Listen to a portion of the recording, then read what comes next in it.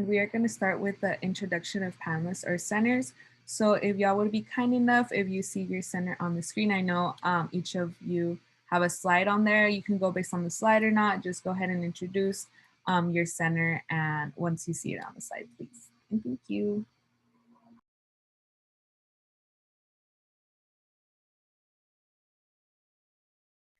So that's the SCSU APITA Resource Center, so the Asian Pacific Islander Daisy American Center. So we are one of the newest centers here, and yeah, it's thrilling. So make sure to come check us out. Follow us on Instagram so that you know about our events and programs.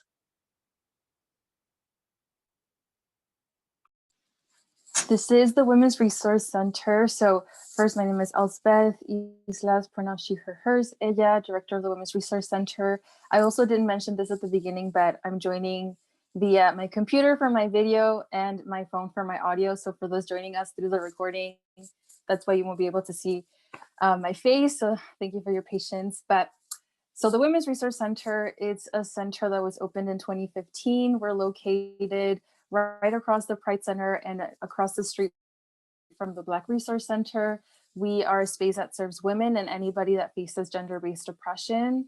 We use an intersectional feminist lens to offer a variety of things. So we have leadership opportunities for current SCSU students. We also have the BRAVE Project, which is a training on sexual violence, and educational and healing events, as well as the Women and Gender Equity Program. And then one other thing to mention is we most recently have added 2 initiatives to increase support for women in STEM through our Women in STEM support group, as well as a parent-student resource fair to increase support for parent-students. So that's just the beginning of a lot more work to come to serve these communities. So I encourage you to check us out on social media or reach out to us via email.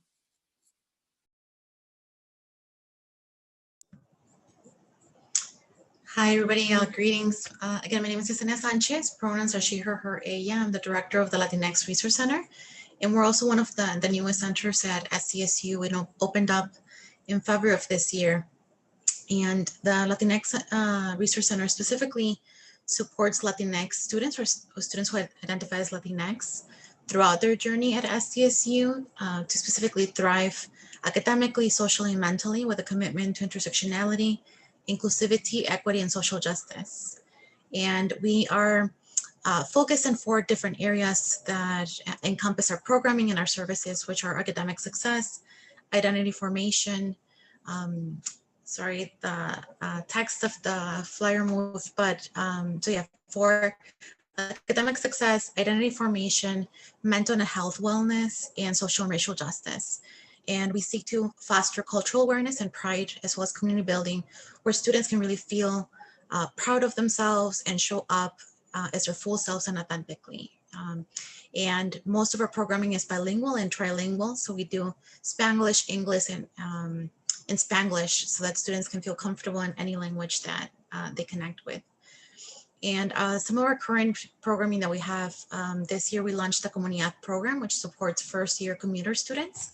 And we're looking to expand it to residential students as well as transfer students next academic year. We also have 2 support groups, Joteria Sin Fronteras, which supports students in the intersection of Latinx and LGBTQI+, and it's a partnership with the Pride Center, and En Confianza, which is a Spanglish support group, and actually the first of its kind to be conducted in Spanglish for students, and it's a partnership with Counseling Psychological Services. And for folks, feel free to follow us in the flyer. We have a lot of programming happening and being shared on social media and Instagram, as well as you can join our newsletter to get more information, how to connect with us and how to get involved.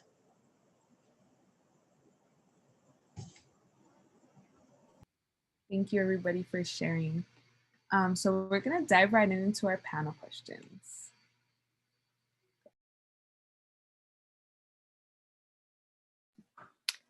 All right, so the first question to our panelists, tell us a bit about yourself and how did you get to the point that you are in today? That can be your position or what made you want to go into what you're doing, and yeah.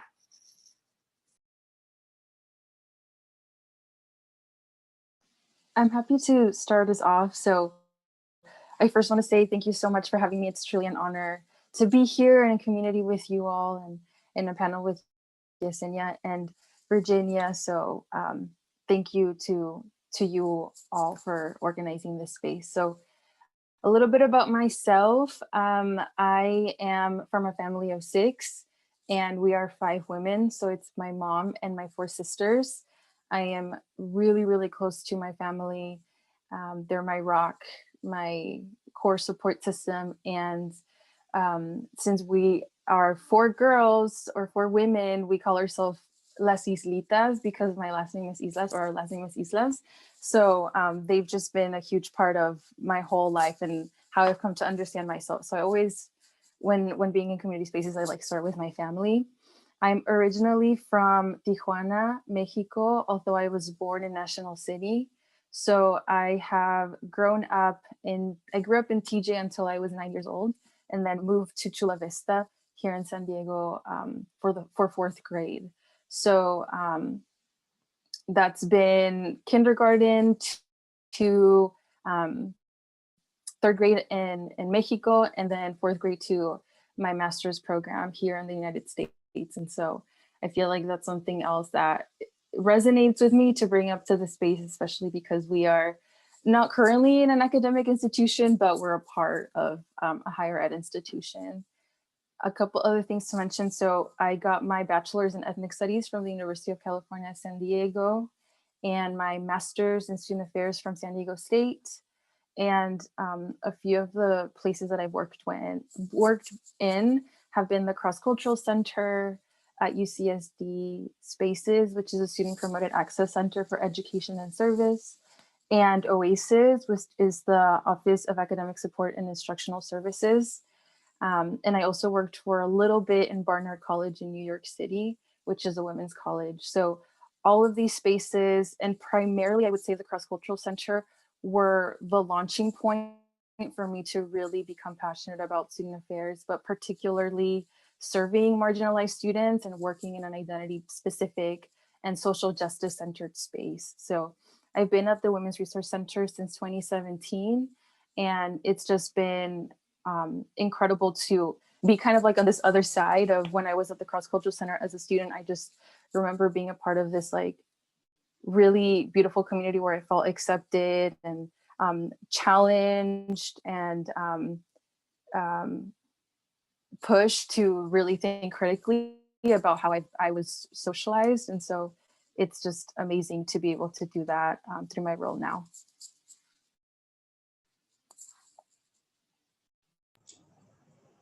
Sure, I can go next. I'm born in Mexico, in northern central state called Zacatecas. And I first migrated with my family, with my parents, specifically since I'm the eldest of 3, when I was 2 years old, to Southern California. And similar to Elspeth, we had sort of a transnational upbringing, going back and forth to Mexico.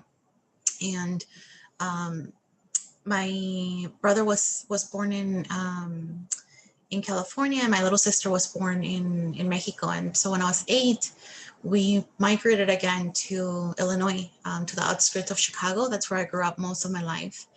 And when I was 15, we actually went back to Mexico. So I studied high school, or part of high school, because I left when I was a sophomore in the States, and went to preparatoria, the equivalent of high school in Mexico. And so those, I share that as those experiences have really marked my upbringing, and to be able to see, my experience as an immigrant woman from both sides, right? And I say, I've seen the beauty and the richness, but also the complexities and the rawness of both countries, right?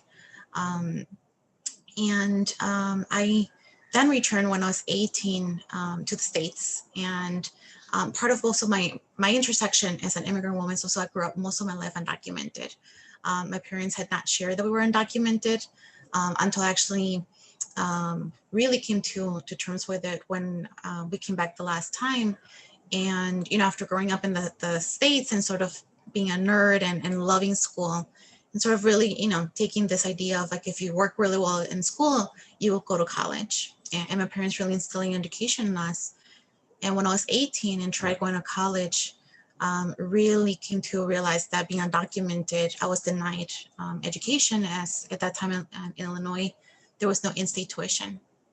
And so through that journey, I got involved with the immigrant rights movement, and that really opened up my world to understand the power of collective action and people coming together.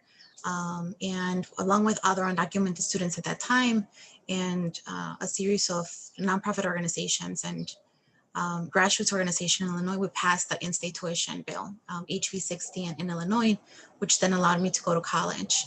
And so I think for me, that's a huge component of my story, because through that journey, I again found that the power of collective, but also found my passion and my purpose. And think, the journey that I've been in the last 15 years, both through organizing as a youth leader, and then as an organizer.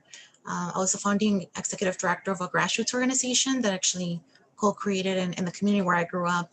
That was one of the first undocumented-led organizations in Illinois. And then was deputy director of a statewide coalition. And now here I'm in San Diego State University. I think that my journey has brought me here, with always going back to seeking a way to remind folks that they have a voice, right? That they have power, that they have the ability to take action. And I have a deep commitment to leadership development and for young folks to really be able to own their voices. And just as I did at that moment in my life, that, I can be a conduit for others to do so as well. So that's a little bit about myself. Great, thank you. So how did I get to the point where I am today? Tell a little bit about yourself. Okay, so I so I'll tell about my immigrant roots. I would consider myself to be ethnic Chinese. So that's what my family is. They identify as Chinese, but we have a interesting Pan-Asian history in that, so with the Japanese occupation, my parents were forced out of China. So they had political asylum in Cambodia. And that's where they spent their formative years. So I would say that, although again, ethnic Chinese, but a lot of their upbringing was Cambodian. And then in the 1970s, the Khmer Rouge happened. And so then my parents fled from the Khmer Rouge. They had political asylum. So at first they were in refugee camps in Thailand, and then they came to the United States. So I believe they were dropped off in Arkansas. And that's where, that's the history of all of that. And then they ended up settling outside of Washington, D.C. in Fairfax County, which is where I was born. So I'm considered an American-born Chinese, which is not a good term in the Chinese community to be ABC. So basically that means that I don't speak my language. I am pretty Americanized. And that was at the time that I was growing up, that was, my parents wanted us to succeed. So part of that was, I remember in kindergarten, because English is actually not my first language. Chinese is my first language. And I wanted, just before I forget, to also bring up that, so my upbringing, the reason why that's all important, what I just shared, is that I feel like I had a lot of both Chinese and Cambodian and Southeast Asian influences. And a lot of that is in the food as well, because I remember, Chinese food tends to be more bland and Southeast Asian food tends to be more, spicy and flavorful. And I remember, dishes that my mom would make, and they would have these combinations of taste. And then when I go to a restaurant and try to order the same thing, it's not that, because it's not my mom's cooking. And, I realized that's been an influence of all these different Pan-Asian influence. So anyways, so then I was born and I spoke Chinese at first. And then in kindergarten, my kindergarten teacher told my parents to stop speaking Chinese with us at home and start speaking English. We know today that that's not right, but back in the day, I'm a little older than some of the students here. So back in my generation, that was the trend. So my parents did that. So they stopped speaking Chinese with us, and we learned English, and we learned English very well. And I remember it was in about 3rd grade when my mom had asked me to do something in Chinese, and I couldn't. There was a point when I was bi-oral, which means that I could understand it, but I couldn't respond in Chinese. And then there got to be a point where I couldn't even understand it. And so then off to Chinese school, we went, my brother and I, so we had to do that every Saturday morning, and it was awful at that time, because there are other things we want to do on Saturday, like watch Saturday morning cartoons. So my brother and I pushed back, and then we won. And so 2 years later, we stopped. We were Chinese school dropouts. And I share all that to say, like, today, I regret that immensely. I, wish that I knew my native language. And, so I regret that, but we were in different times. So then I went off to the University of Virginia, I went. And that's when I took an Asian American Studies class because it fit my schedule. And that's when I kind of first started getting interested in these issues. And then I got my master's in education from UVA as well. And then I came to California, and I ended up teaching here. And I taught for over a decade in Chula Vista and La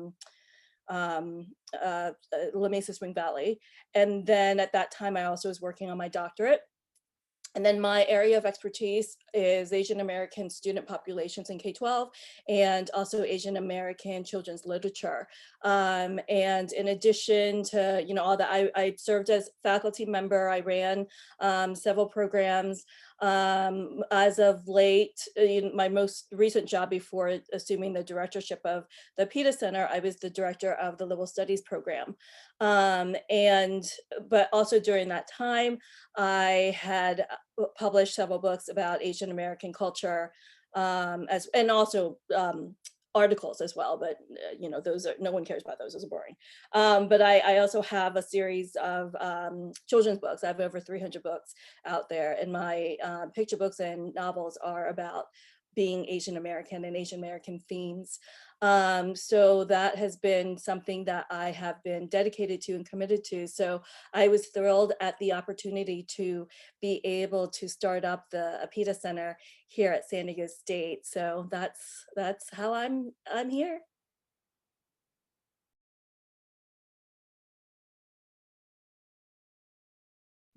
Thank you, everyone. So our next question is, what does your identity as an immigrant woman or a child of immigrants mean to you? Yeah, this question is straightforward, but at the same time complicated for me, because I am a child of immigrants and I do have the privilege of having American citizenship, but I feel like I don't fit this quote unquote cookie cutter idea of like what a born and raised American person is, because I also lived in Tijuana. And so that part of myself I'm like still working through. But in short, what it means to me, I wrote a list, and it means familia, resilience, resourcefulness, bravery, culture, and self-acceptance. I feel like those are things that like came to mind right away.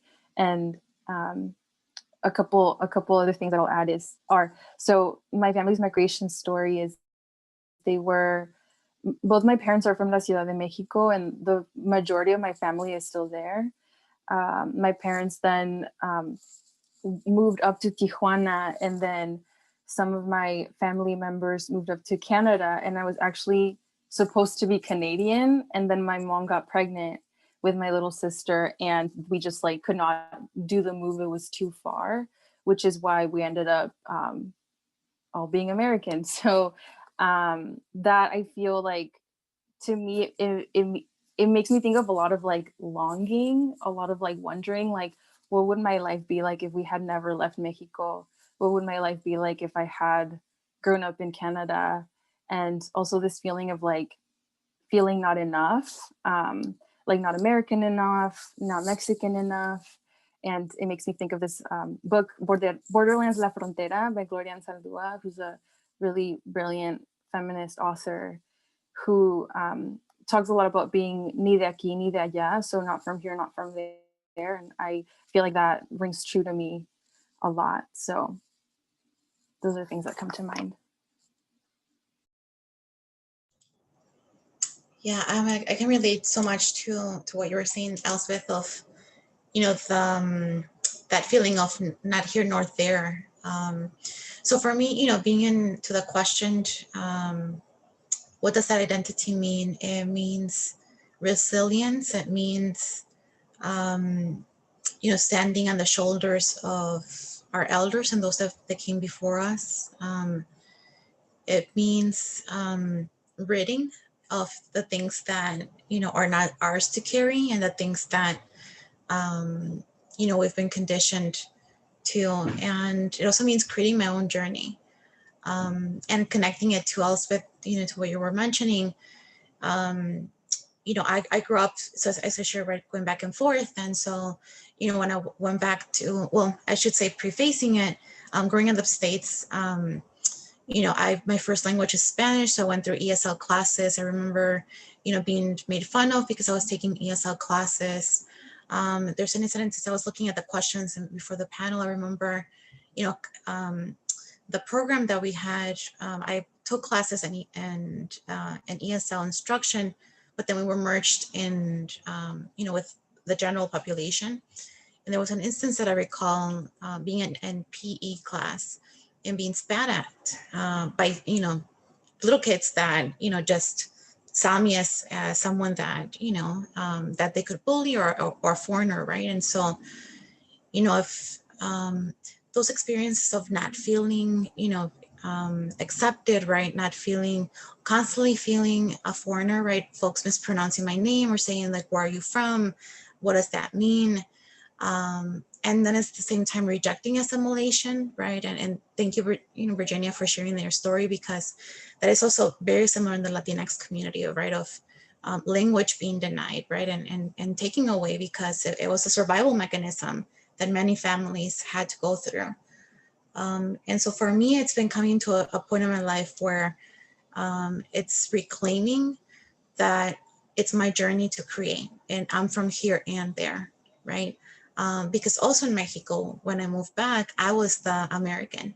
I was the pocha, which is a term for American-born Mexicans, right? And so it's sort of this dichotomy of I don't belong anywhere. You know, I'm constantly an outsider. And I think it's claiming that also has given me empathy to understand the experiences of folks, right, that are constantly seen as outsiders, and reclaim my journey that I'm from here and I'm from there, and I make my own identity, and I bridge, you know, both cultures in my own way, right, by also ridding of things that are not mine, right, the shame that comes from that we're conditioned, right, when we're seen as immigrants, or children of immigrants, and not being, you know, worthier or enough, being undocumented, right, and all of the shame that came from that, to understand that it's systems in place that condition us for that, and so that I don't carry that. That's not mine to carry, and I, you know, try to live my life with pride and courage and resiliency and humbleness, right, to know that I stand on the shoulders of my parents and their elders before that sacrifice for us to be here, right? And that we're worthy and valuable to be able to be accepted and show up in our full humanity.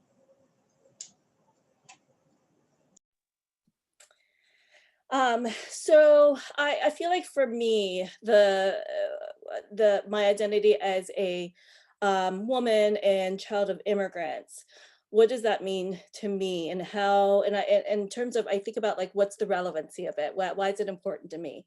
And, you know, several reasons. One, relatability, right? So it allows me that opportunity to be able to relate to my students and different intersectionalities.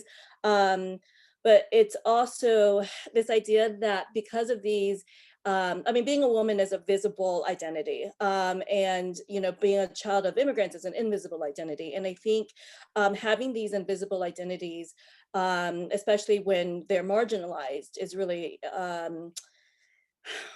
important, and also gives me a lens of power, perspective, and privilege.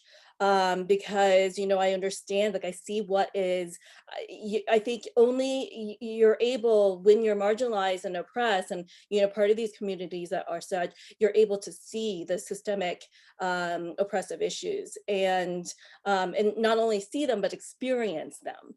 And although, like, I would say that I feel, even peripherally, or indirectly, I should say, growing up at the time that I did as well, I feel like I've seen more of what my parents have experienced. And and I think that that is, that does sit with you. It does. I remember these things. I remember these injustices. I remember these microaggressions, and it's. I think all of that comes with what it means to be a child of immigrant, what it means to be a member of these these marginalized, visible, and invisible identities. So it gives us perspective in that way.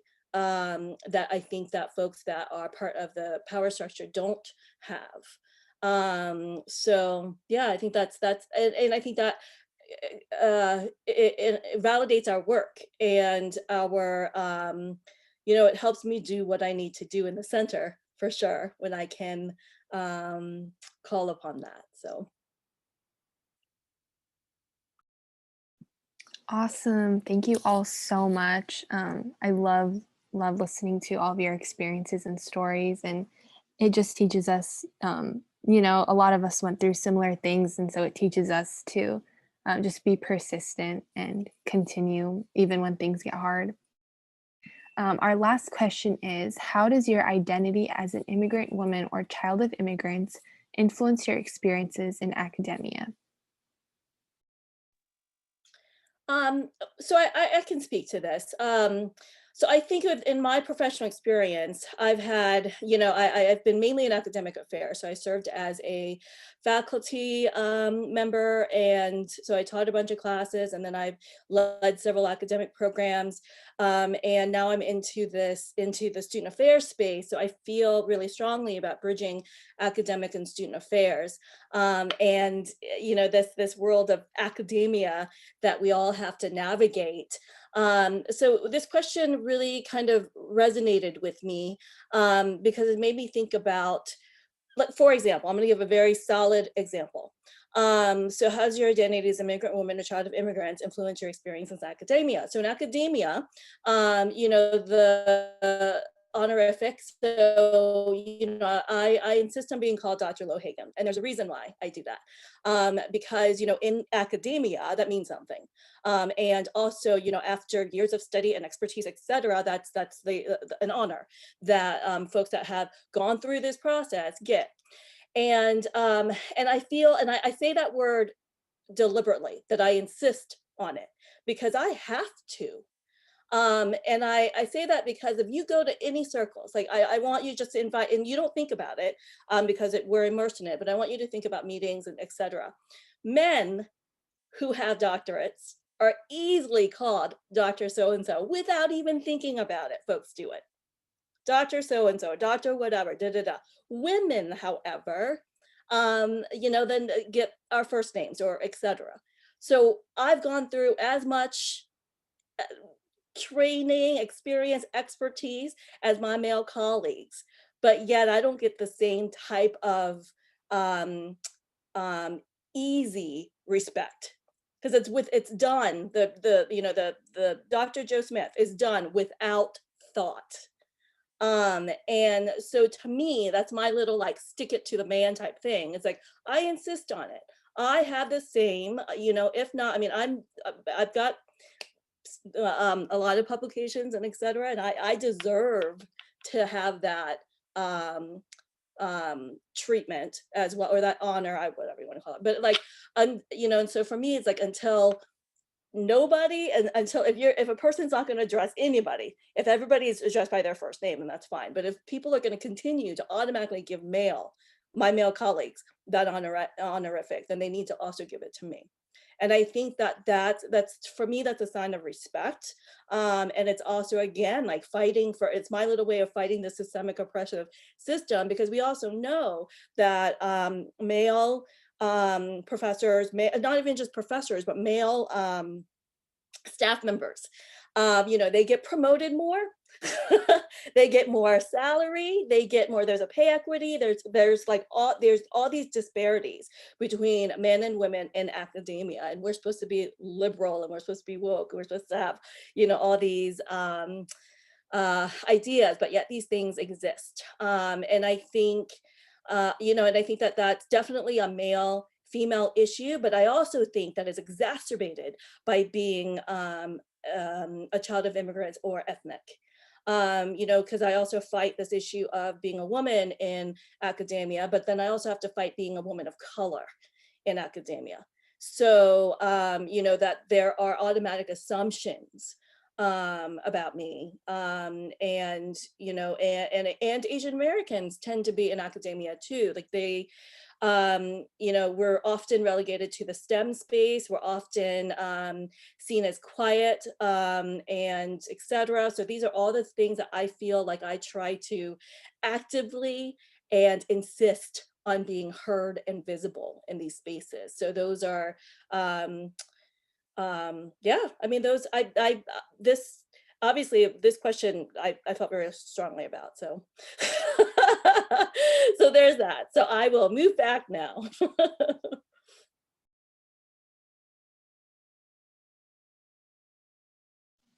Thank you so much for that reminder.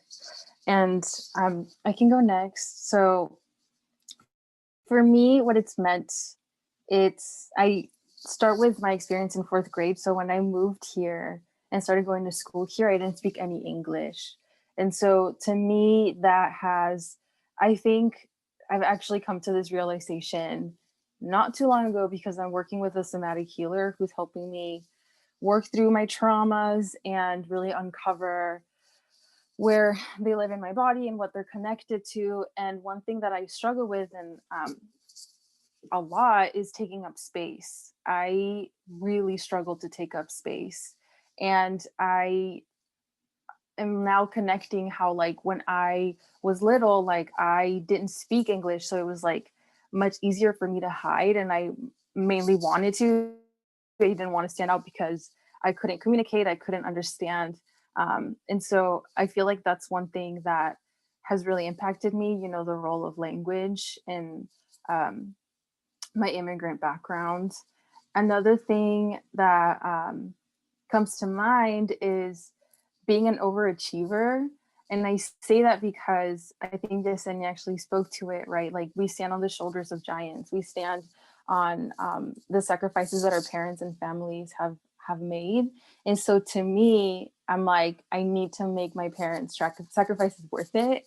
And I noticed that, like, really showing up for me in all grade levels. I was like, I need to do more. I need to, like, really stand out. I need to, like, just be this, like, golden student because my parents gave up so much to be here. And then another thing that I'll mention is this other, like, really interesting thing that I now go through is, like, this new language barrier of now I stopped learning Spanish at age 9. And so I have my most, like, advanced language or, like, toolbox of words in English. And so I learned all these really amazing things in higher ed, like when I was in my ethnic studies classes or part of social justice conversations, and I really badly wanted to bring it back home. And it's like, right off the bat, like, how am I supposed to translate, like, patriarchal, white supremacist, capitalist systems, right? Like, all of this jargon that's very academic, like, it was now this, like, new language barrier of not only making it accessible knowledge, but also in a completely different language. So yeah, those are things that come to mind.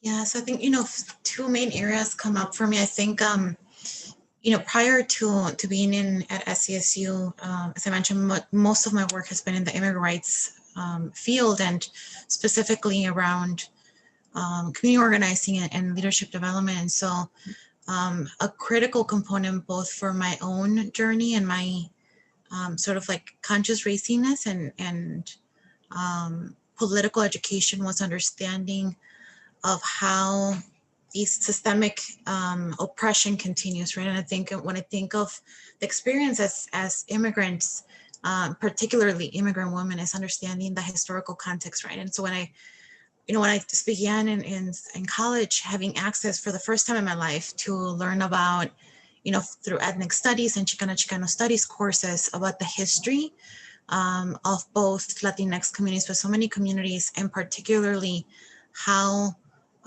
immigrant women were scapegoated, right, and oppressed and persecuted, and how that's continued throughout, right, and the history that we've seen here in California, and then I think back to my organizing days, under the Bush era, and the persecution of Muslim women, and over the last decades, the persecution of Central American asylum seekers, specifically women and families from Central America. And then most recently, the current administration, right? And so I see all those connections now, like how xenophobia and sexism and misogyny continue to be so intertwined, and to understand, right, that there's intentionality around that, right? And for me, it's like to see how when these systems are so entrenched in dehumanizing folks, right?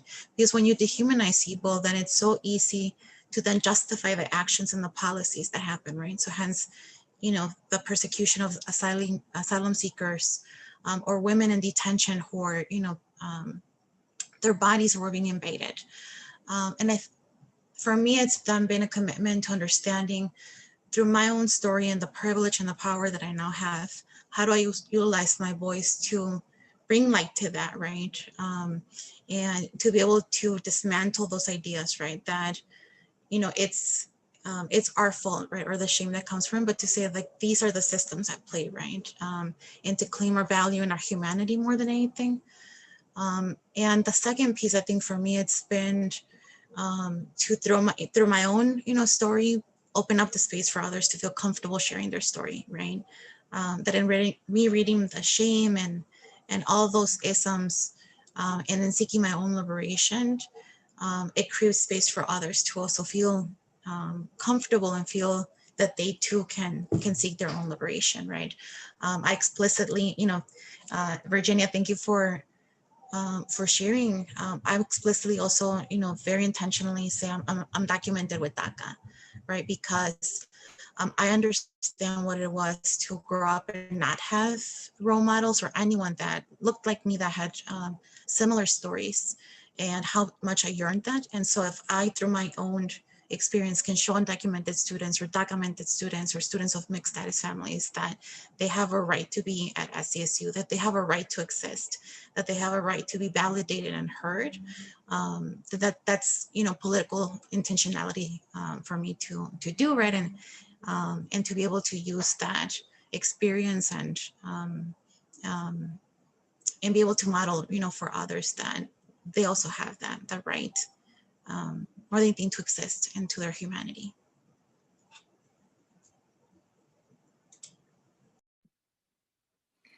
Thank you so much for all of that insight. So I know we're short on time, so out of the last few questions we have, we just want to know through your experiences, how would your identity center that you work with be able to help immigrant women? And anyone can go ahead and jump in. I think all of our centers, seek to provide community and resources.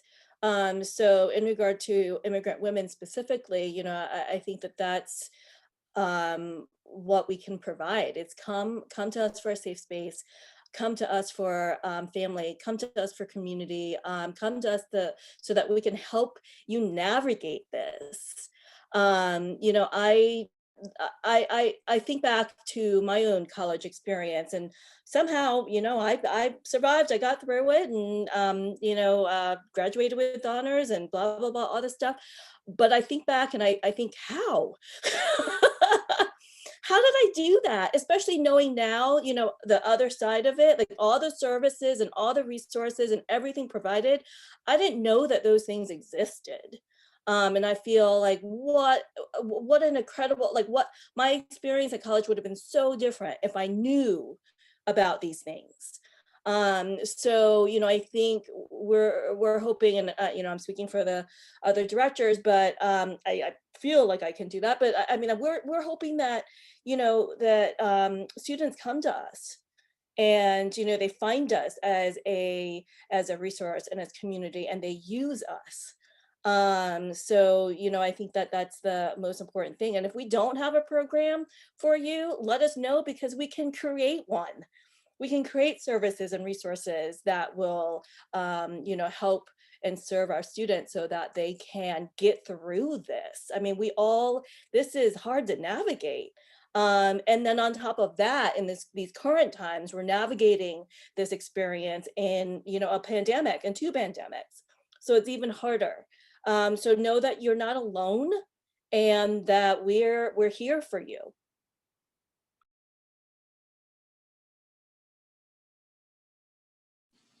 Yes, yes, yes, yes. I love that so much. Thank you. A couple other things that I want to add in terms of the Women's Resource Center. So the identity of women, right, is broad, and it encompasses so many other identities. And I think that it's my duty as director and as lead of a Women's Resource Center to really both interrogate, gender-based oppression, but also how it intersects with other systems of oppression, and how it disproportionately impacts folks that are multiply marginalized. And so that, of course, includes the immigrant experience, or the identity of being an immigrant or child of immigrants. So I think one way that we do it is through programming, and I love that we're able to have amazing students. So I want to shout out Carolina, one of the brilliant facilitators for today, that infuse their passions and lived experiences. And Carolina from the get-go was like, I want to program about being a child of immigrants, about immigrant experiences. And it's like, yes, let's do that, more of that, right? And so I think that that's one of the things that also speaks to what Dr. Lohagan mentioned, right? Like, students, like, being able to come to our spaces and say, like, this is what I want to see, this is what I need. And so I want to encourage anybody watching this to please come on over and, reach out to us, and we can make it happen, find community with one another. Yeah, I mean, definitely agree with both of you. And I think, the last piece that I would add for the Latinx Resource Center is, that intersectionality, right? Understanding that folks have multiple intersectional identities, and how are we creating a space where they can feel comfortable showing up fully and wholly, right? That they don't have to leave one part of who they are to be able to be accepted. And I think much of what we've shared in our own experiences, and to myself, I think, was that that tension and that rejection, right, of feeling like I could only show up as one part of myself, especially through undergraduate and graduate school. And so I think it's critical, critical space that we're trying to build at LRC, where you show up authentically and fully, right, and you will be welcomed and validated and not judged. And I think and at the same time, it's constantly being fluid with what does it mean, right? And understanding that the moment that we're in, when there's so much attacks to, folks of marginalized communities, and constantly who's seen as a foreigner, right? So to understand that, it's uplifting experiences of folks who are immigrants, but also the experience of folks who are children of immigrants, right? That will also be seen as foreigners and be attacked. And so how do we bridge and bring people together so that folks don't feel like I have to distance myself, right, from my siblings who are who are immigrants, right? Because I don't want to be seen as an immigrant, right? Or, you know, sometimes happens in the Latinx community. The folks will say, well, I'm born here. I'm not, you know, undocumented. So it's to bring together and say, no, as a united folks, understanding our intricacies and our differences, but also our similarities, we're so much more stronger, right? And we don't undertake this divide and conquer, you know, mentality.